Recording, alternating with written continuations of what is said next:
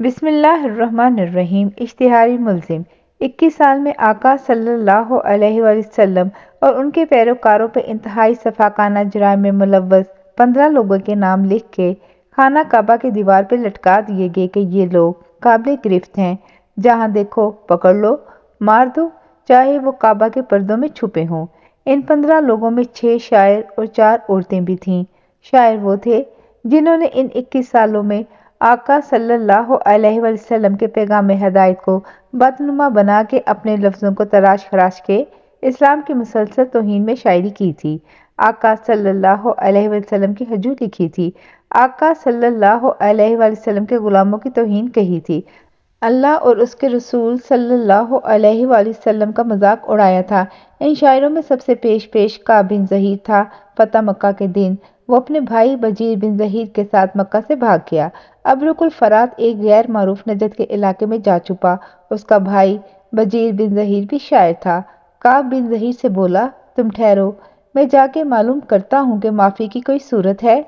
کعب بن زہیر نے کہا، حکم ہو چکا ہے، کعبے کے غلاف کے اندر بھی چھپا ہو تو مار دینا، پھر کدھر پناہ ڈھونڈو گے؟ کعب بن زہیر کا بھائی بجیر بولا، شاید وہ پناہ جو خدا کے گھر کا غلاف بھی نہ دے وہ آقا صلی اللہ علیہ وسلم کے قدموں میں مل جائے، مجھے جانے دو۔ وہ مکہ چلا گیا، آقا صلی اللہ علیہ وسلم کے پاس حاضر ہوا، ایک بول بولا، لا الہ الا اللہ محمد رسول اللہ، پناہ مل گئی۔ خدا کی بھی اور رسول اللہ صلی اللہ علیہ وآلہ وسلم کی بھی۔ بجیر کلمہ پڑھ کے ایک مکمل بدلا ہوا شخص تھا، جسے اندر من کی روشنی مل گئی تھی۔ وہ آقا صلی اللہ علیہ وآلہ وسلم کی غلامی میں آ گیا۔ مکہ چند دن قیام کے بعد جب آقا صلی اللہ علیہ وآلہ وسلم حوازن کی جنگ اور پھر طائف کی طرف گئے تو ساتھ تھا۔ اس نے اپنی آنکھوں سے عرب کے بڑے روسا کو دیکھا جو آقا صلی اللہ علیہ وسلم کی دشمنی میں بہت شدید تھے۔ جب ایمان لانے کے لیے آئے تو آقا صلی اللہ علیہ وآلہ وسلم نے ان کا انتہائی اتفاق سے خیر مقدم کیا، معاف کیا اور کوئی شکوہ تک نہ کیا۔ اس نے اپنے مفرور چھپے ہوئے بھائی کعب بن زہیر کو خط لکھا، بھائی، کب تک سچ سے دور چھپے پھرتے رہو گے؟ وہ واقعی سچے نبی ہیں، مجھے معافی مل چکی، تم بھی تامل نہ کرو، خود پیش ہو جاؤ، وہ تو سراپے رحمت ہیں، تمہیں نواز دیں گے۔ خط پڑھ کے اس کا دل بدلنا شروع ہو گیا۔ اندر ایک خوف تھا، کہیں پہچانا نہ جاؤں، کوئی پکڑ کے مار نہ دے۔ اشتہاری ملزم ہوں۔ آقا صلی اللہ علیہ وآلہ وسلم کا پتہ کیا؟ پتہ چلا آقا صلی اللہ علیہ وآلہ وسلم واپس مدینہ جا چکے ہیں۔ مدینہ چلا گیا۔ آقا صلی اللہ علیہ وآلہ وسلم نے پہلے کبھی اسے دیکھا نہ تھا۔ اجنبی بن کے آقا صلی اللہ علیہ وآلہ وسلم کے روبرو پیش ہوا، مگر آقا کے رخ روشن پر نظر پڑتے ہی دل میں اطمینان اترنے لگا۔ وہ جو سب بھولے بیٹھا تھا اسے سوال کرنے آ گئے۔ سوال کیا، یا رسول اللہ صلی اللہ علیہ وآلہ وسلم، آپ سب تائب ہونے والوں کو معاف فرما دیتے ہیں، اگر کعب بن زہیر بھی نادم و شرمندہ ہو کے مسلمان ہونے کے لیے پیش ہو تو کیا وہ امان کا حقدار ہوگا؟ آقا صلی اللہ علیہ وآلہ وسلم نے فرمایا، ہاں۔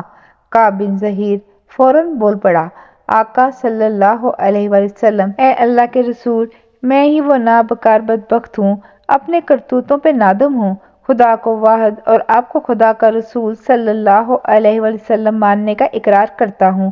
ایک انصاری تلوار لیے ساتھ بیٹھا تھا، اس نے اس شاعر کی پرانی شاعری سنی ہوئی تھی، تلوار اٹھا کے بولا، آقا صلی اللہ علیہ وآلہ وسلم، اگر اجازت ہو تو اس کی گردن اڑا دوں؟ آقا صلی اللہ علیہ وآلہ وسلم نے کہا، نہیں، اس کی گردن کیسے اڑا سکتے ہو جو اسلام کی چوکھٹ پہ جھک گئی ہے؟ اب یہ تائب ہو کے سلامتی کی راہ پہ آیا ہے، یہ امن میں ہے، میری امان میں ہے۔ سیدنا کعب بن زہیر، جس نے زندگی بھر اپنے لفظوں سے آقا صلی اللہ علیہ وآلہ وسلم کو زخم لگائے تھے، بیٹھا بیٹھا وجد میں اچھل پڑا اور عجیب کیف و مستی کے عالم میں جھوم کے ایک پروانہ بنا شمع رسول صلی اللہ علیہ وآلہ وسلم کے گرد طواف کرتے ہوئے آقا کی مدد پہ قصیدہ پڑھنے لگا۔ تو آقا صلی اللہ علیہ وآلہ وسلم نے جو دلکش یمنی چادر اوڑھی ہوئی تھی وہی اتار کے کعب بن زہیر کو اڑا دی۔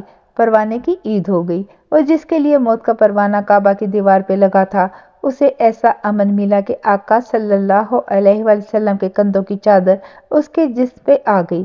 اس کے نصیب جاگ گئے۔ باقی ساری عمر پھر وہ صرف آقا صلی اللہ علیہ وسلم کے قصیدے کہتا رہا۔ شاعر اچھے برے دونوں طرح کے جذبوں کے فروغ میں بہت مدد کرتے، ان کا طلب کرنا ضروری ہوتا۔ حارث بن تلاتل، عبداللہ بن زبرہ، حویرث بن نقید کے علاوہ 2 لونڈیاں بھی تھیں، فرتنہ اور قریبہ، مگر ان میں زیادہ تر نے ہوا کا بدلہ رخ دیکھ کے اپنے اندر کی ہواؤں کا رخ موڑا اور تائب ہو کے آقا صلی اللہ علیہ وسلم سے امن لے لیا۔ عکرمہ بن ابو جہل اور صفوان بن امیہ بن خلف بھی انہی لوگوں میں تھے۔ دونوں نے فتح مکہ کے دن خواہ مخواہ خالد بن ولید کے لشکر پر گھات لگا کے حملہ کروایا اور اپنے 20 بیوقوف مروائے تھے اور 2 مسلمانوں کو شہید کروایا تھا، جبکہ تمام مکہ والوں کو ان کے سردار ابو سفیان بن حرب کی درخواست پہ امن دیا جا چکا تھا۔ دونوں اسی دن مکہ سے بھاگ گئے۔ عکرمہ بن ابو جہل بھاگ کے یمن کی طرف گیا۔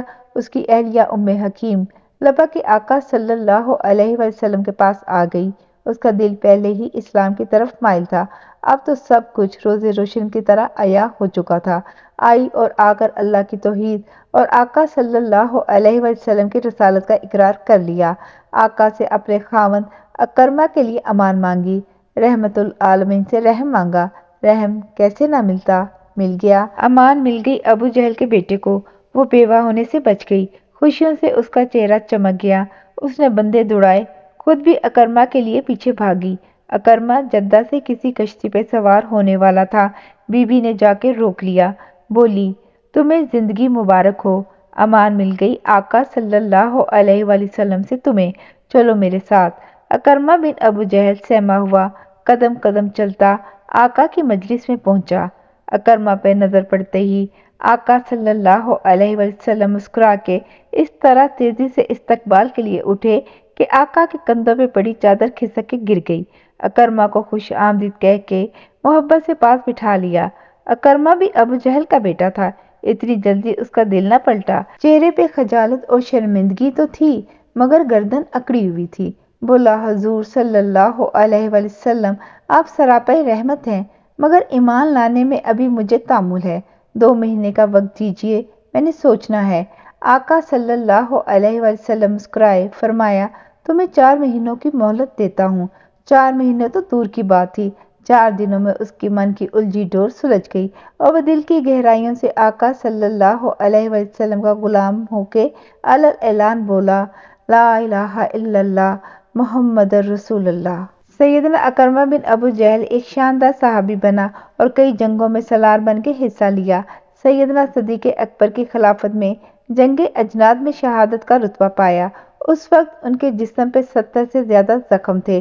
وہ جنہوں نے اسلام کو زخم دیے، ان کی کایا پلٹ ہوئی تو انہوں نے اسلام کی راہ پہ اس سے زیادہ زخم خود کھائے اور امر ہو گئے۔ نصیب کی بات ہے، باپ ابو جہل ہی رہا، مرا تو ایک غلیظ بدر کے کنویں میں گرایا گیا۔ بیٹا بہت عرصہ تک آقا صلی اللہ علیہ وسلم کی دشمنی نبھاتا رہا، پھر جب نصیب چمکے، ہدایت ملی خدا کی طرف سے، آقا صلی اللہ علیہ وسلم کی غلامی میں آیا تو شہادت کا درجہ پا گیا۔ صفوان بن امیہ کے ساتھ بھی یوں ہی ہوا۔ باپ کے انتقام میں اس نے کرائے کا قاتل بھی مدینے بھیجا تھا، جو جا کے آقا صلی اللہ علیہ وسلم کا غلام بن گیا، مسلمان ہو گیا۔ خود اس نے سب جنگوں میں اسلام اور رسول اللہ صلی اللہ علیہ وسلم کے خلاف بڑھ چڑھ کے حصہ لیا۔ رجی کے دھوکے میں سیدنا زید بن دسنہ کو اس نے خرید کے مکہ کی حد تنعیم پہ لے جا کے ہجوم اکٹھا کر کے قتل کیا۔ فتح مکہ کے دن امن کے ارکان کے باوجود اس نے خالد بن ولید کے دستے پہ حملہ بولا، مگر اس کی بیوی فاختہ اڑ کے آقا صلی اللہ علیہ وسلم کے پاس آ گئی، خود ہدایت کا اقرار کیا، مسلمان ہوئی اور آقا صلی اللہ علیہ وسلم سے اپنے خاوند کے بارے میں امن کی درخواست کی۔ آقا صلی اللہ علیہ وسلم نے صفوان کے سارے جرم جانتے ہوئے درخواست قبول فرمائی۔ سیدہ فاختہ کو یقین آنے میں کچھ دیر لگی ہوگی کہ اس کا خاوند بچ گیا۔ دل میں ڈر تھا کوئی اسے دیکھے اور مار دے۔ اس کا نام تو اشتہاریوں میں کعبہ کی دیوار پہ لکھا ہے۔ گڑ گڑا کے آقا صلی اللہ علیہ وسلم سے عرض کی آقا اس کو امن دینے کی کوئی نشانی دے دیں۔ آقا صلی اللہ علیہ وسلم کی عنایت کی کوئی حد تھوڑی ہے۔ سر پہ بندی کالی پگڑی جو اس وقت بھی آقا صلی اللہ علیہ وسلم کے سر پہ تھی، جب آقا قصبہ پہ بیٹھے فاتح اعظم کی طرح مکہ کے شہر میں اپنے جاہو چشم بھرے لشکر کے سپہ سالار بنے داخل ہو رہے تھے، مگر اجز کا یہ عالم تھا کہ سر جھکا کے خدا کے حضور اونٹنی پہ بیٹھے بیٹھے سجدہ ریز تھے۔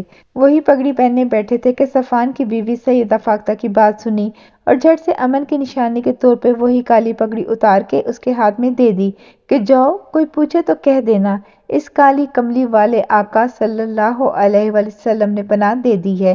ان 15 ملزموں میں ایک حبار بن اسود بھی تھا۔ یہ وہی ستمگر تھا جس نے آقا صلی اللہ علیہ وآلہ وسلم کی سب سے بڑی صاحبزادی سیدہ زینب رضی اللہ تعالی عنہا پر مکہ سے مدینہ آتے سمے گھوڑے پہ بیٹھ کے اپنے نیزے سے حملہ کیا تھا۔ سیدہ کا اونٹ بت گا۔ سیدہ زینب اپنے اونٹ سے کجاوے سمیت گر گئیں۔ امید سے تھی، بچہ ضائع ہو گیا۔ سیدہ کے سر میں بھی چوٹ آئی، زخم مدتوں سے رستا رہا، اسی زخم سے فوت ہو گئیں۔ جرم تو بہت سنگین تھا، مگر آقا صلی اللہ علیہ وآلہ وسلم کی رحمت کی کوئی حد ہی نہ تھی۔ وہ طائف ہو کے آیا تو آقا صلی اللہ علیہ وآلہ وسلم نے مسکرا کے معاف کر دیا۔ عبداللہ بن سعد ابی سر مرتد ہو کے کافروں سے جا ملا تھا۔ سیدنا عثمان بن عفان کا رضاعی بھائی فتح مکہ والے دن روپوش ہو گیا۔ سیدنا عثمان کی درخواست پہ آقا صلی اللہ علیہ وآلہ وسلم نے پھر اس کی شرمندگی سنی۔ اس نے ہدایت کا اقرار پھر سے کیا، آقا صلی اللہ علیہ وآلہ وسلم کی بیعت کی، معافی مل گئی، پھر ساری عمر بہت صالح مسلمان رہا۔ بعد میں مصر پہ جب مسلمانوں کی حکومت بنی تو وہاں کا گورنر بھی بنا۔ آقا صلی اللہ علیہ وآلہ وسلم کی کرم نوازیوں کی کون حد جان سکتا۔ مدینہ سے سیدنا حاتم بن ابی بلتہ کا خط لے کر جو جاسوسہ سارا مکہ آ رہی تھی، جسے آقا صلی اللہ علیہ وآلہ وسلم کے حکم پہ سیدنا علی خاک باغ سے پکڑ کے خط اس سے برآمد کیا تھا، اس کا نام بھی فہرست میں تھا، مگر کتابوں میں لکھا ہے وہ بھی بچ گئی۔ اس نے شرمندگی کے چند آنسوں کو بہا کے دولت اسلام لے لی۔ جاری ہے۔ جزاک اللہ خیر۔